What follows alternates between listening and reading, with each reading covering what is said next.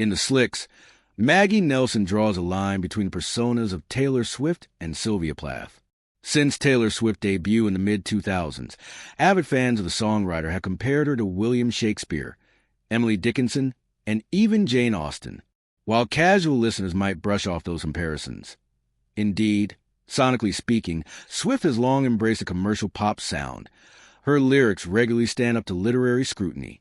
Take The Lakes, for instance, a folklore-era meditation on solitude that includes laments on auroras and sad prose and calamitous love, all in pursuit upon a question, what are my words worth? Or take this year's The Fate of Ophelia, in which Swift rewrites the ending of Hamlet, in much the same way as she rejigged Romeo and Juliet on her 2008 monster hit love story. In The Slicks, author Maggie Nelson, The Argonauts, places Swift in dialogue with another literary giant, Sylvia Plath. Nelson highlights resonances between the writer's work, but also between their personas and legacies, diving into the women's twin relationships with fame, the patriarchy, and themselves. The Globe and Mail sat down with Nelson for a wide-ranging discussion about two of the most famous women in the world, and the ways their creative outputs inform each other.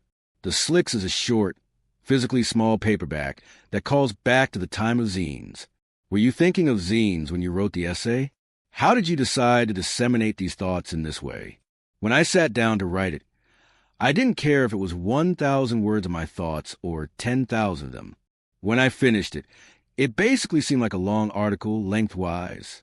But when I tried to place it, nobody wanted to publish it, which seemed odd but kind of interesting to me. I was talking with a friend of mine who read it and said, I love it. Let's publish it as a zine. And so we did, and we had a lot of fun with it.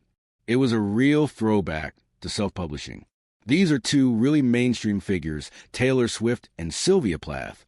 I thought the mainstream press would surely be interested in publishing it. When they weren't, that was actually really fun. We only made about 300 copies at first, and then people started asking me for the essay, and I was at a crossroads. I either had to send out PDFs to anyone who asked or had to get published in a broader way. So we eventually did that. I really like when we first did it, though, this 10,000-word mini-book. It's fun to have a small object, something kind of cheap and fast, and with relationship to that fan culture that it's talking about. How have Swifties and Plath fans reacted to it? I'm not very online. I have no social media. I don't try to follow that kind of response, so I don't really know. I've seen 2 readings of the essay that aren't quite what I had in mind. It's not a biography. I'm interested in these aspects of ambition, abundance, and autobiography in Swift's and Plath's work. Creating a biography was never a pillar of it. Also, the essay never says that all criticism of a figure like Taylor Swift is misogynistic.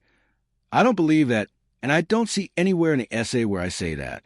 I think that's very lazy thinking, and I would not hope to engage in it. That's the difficulty with the genre of this kind of essay.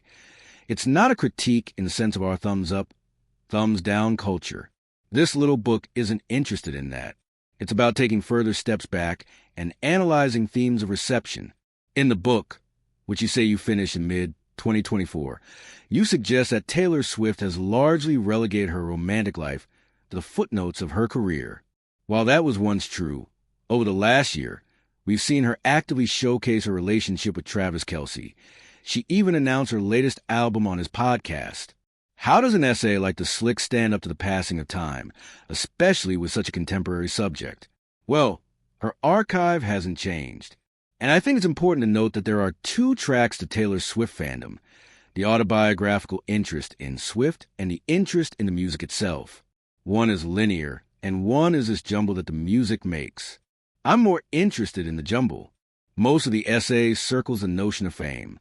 You memorably write that, when women make the personal public, the charge of whorishness always lurks nearby. Can you expand a little on that idea? When I wrote the essay between February and May of 2024, the Tortured Poets Department came out. A lot of the press around that album was that there was too much of it, too many songs, too much delivery, too much feeling, too much autobiography, too much Swift. A lot of people were like, if I have to hear or see this person one more time, I'll die. I get that. If you're seeing things you don't want to see all the time, I can see how that would feel very frustrating. I think part of the job as a critic is to analyze in yourself or others what those moods are made up of, what they attach to, historically. Where have I heard this before? What lineage is this in? I'm offering invitations for thoughts, invitations to wonder. They're not saying you have to like any of this, or that you're a misogynist if you don't. They're invitations to perform your own analysis on ourselves and on the culture. This interview has been edited and condensed.